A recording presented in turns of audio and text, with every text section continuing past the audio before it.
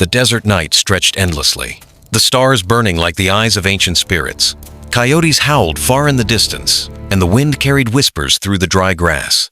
In that lonely silence, a farmer named Elias found something that would change his life forever.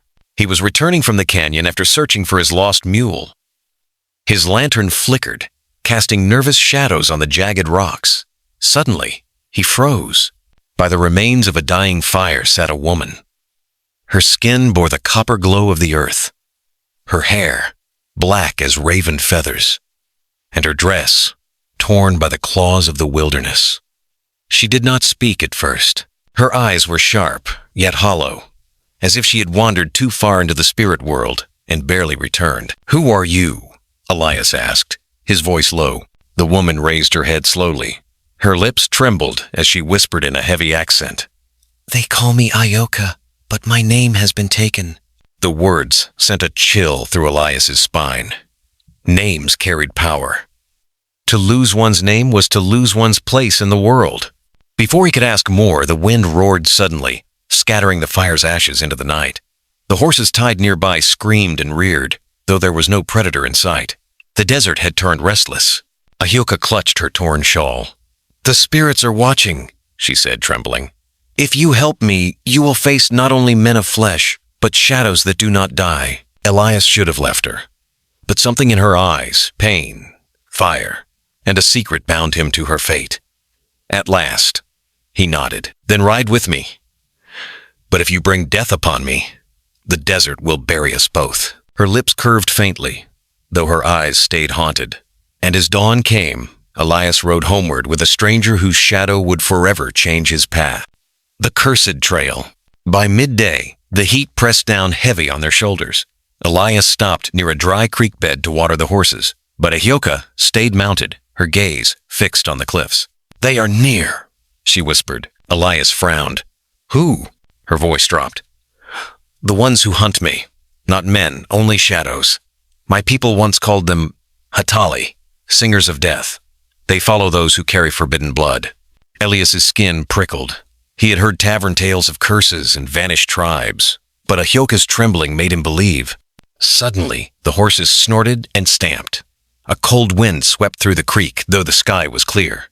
Elias gripped his rifle. Shapes appeared on the ridge above black figures, tall and lean, blurred like smoke. Their eyes glowed faintly, like embers. "Don't look into their eyes," Ahioka warned. "They take what you are." The shadows slid down the rocks, silent as falling leaves. Elias fired once the bullet passed through, the figure dissolving into dust before reforming again. "Run!" Ahioka cried. They thundered across the desert, the shadows gliding behind them like black smoke. Finally, Elias spotted a crumbling mission church on a hill. They burst through its rotting doors, horses foaming with sweat. Inside, incense long dead clung to the air. Elias slammed the doors shut, but the wood shook under invisible hands. Ahioka knelt and began chanting in a tongue older than the church itself. Her voice echoed like a drumbeat from the earth. The shadows circled, seeping through cracks in the walls. Elias clutched his rifle, every muscle tight. Finally, she stopped, pale with exhaustion. From her shawl, she drew a small black stone etched with glowing carvings. Elias's stomach twisted. The stone pulsed like a living heart. "This," she whispered, "is not just a stone. It is the heart of a warrior who defied the spirits. My family guarded it for generations until greed poisoned their blood. Now it calls to those who seek its power. They killed my kin for it. If I fail to return it to the mountain, all near me will fall." The shadows outside screamed, voices tearing like steel against bone. The church walls trembled. Elias clenched his jaw. "Then tell me where this mountain is. If they want you, they'll have to take me too." Her eyes widened, not with relief, but with fear. "The mountain lies 2 days north, but Elias, no man has ever returned from that place alive." The doors cracked. The shadows pressed harder. And in that moment, Elias knew the curse was no longer hers alone. The mountain of shadows. The storm gathered long before they reached the mountain. Clouds devoured the sun, the wind carrying dust like ash. For 2 nights, the shadows stalked them. Elias often glimpsed glowing eyes on the ridges, heard whispers in the wind. Return what is ours, or join the dead. By dawn of the third day, the mountain rose black against the sky. Its cliffs were scorched, its stones shaped like faces twisted in agony. This is it, Ahioka whispered. Here, the warrior fell. His blood runs in this stone. Only here can it rest. They climbed the scarred path. With each step, the shadows closed in, sliding along the cliffs. When they reached the plateau near the summit, the swarm attacked. Black smoke surged around them. Elias dismounted, rifle in hand. But the shadows ignored him. Their hunger was for the stone. Ahioka pressed the glowing heart to the ground, chanting louder. The mountain trembled. Cracks split the earth, light seeping upward. From the abyss rose a monstrous figure, larger than the rest, its eyes burning with fire. Its voice thundered, "You carry what is mine, return it or all shall perish." Ahioka's hands blistered as the stone seared her flesh. Tears streamed down her face. "If I give it back, it will take me too. My blood is bound to it." Elias's chest tightened. He thought of his farm, his mule, his simple life.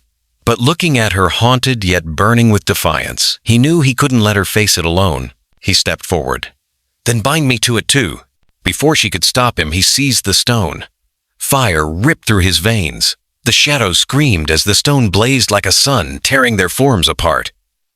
One by one, they dissolved into nothingness. The giant spirit roared, reaching for them.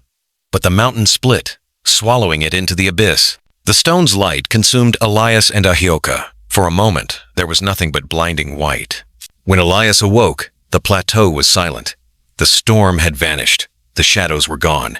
His hands were scarred, burned as if branded by fire. Beside him, Ahioka stirred, the stone now dust in her palms. She stared at him in disbelief. "You should be dead." Elias smiled weakly. "I'm too stubborn for that." The mountain whispered with a new silence, not of dread, but of peace. Ahioka touched his scarred hands. "You are bound now, part of the stone, part of me. The desert will never forget you." Elias looked at the endless horizon below. His life as a farmer was gone. He had walked into a curse and come out carrying something greater. And as the coyotes cried in the canyon, they did not mourn. They sang, singing the birth of a story the desert would tell for generations. Complete story flow. Beginning, suspenseful meeting, mystery around Ahioka.